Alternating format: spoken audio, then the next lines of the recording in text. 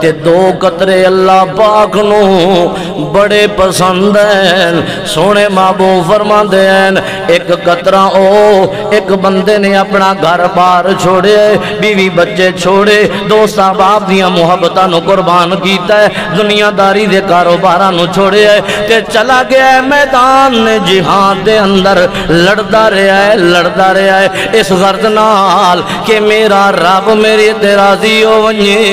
سبحان اللہ، اس غرض نال لڑیا ہے۔ جدو انہوں دشمن نے ادھو تے وار کیتا ہے، خون دا قطرہ پہلا زمین تے بعد گرد ہے، اللہ زندگی دے گناہ پہلے معاف فرما دیند۔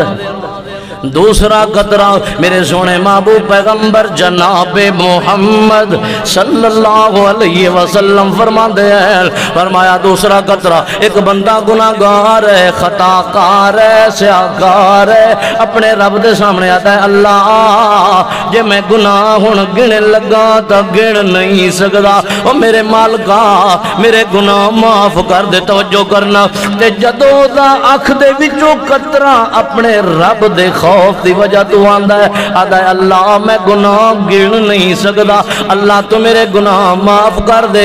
او دا آنسو دا قطرہ جے رخسار تے ہوندہ ہے، داڑھی تک نہیں پہنچدا، اللہ زندگی دے گناہ پہلے معاف فرما دیندہ ہے۔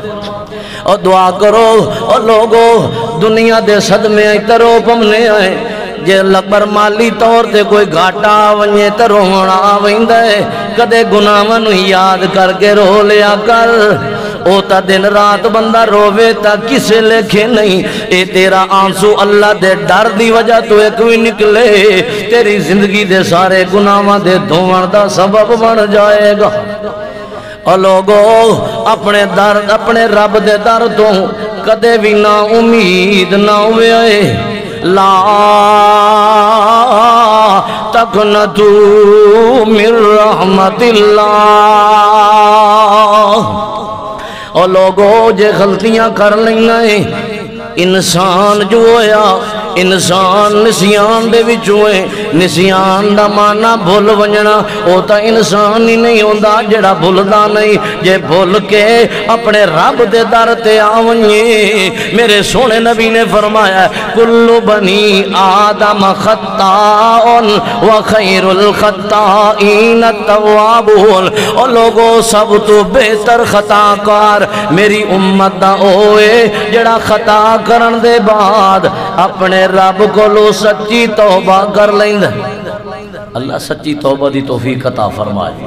جدو بھی منگنا ہے اپنے رب کو لو منگنا ہے، رب تو علاوہ کسی اور کو لو نہیں منگنا۔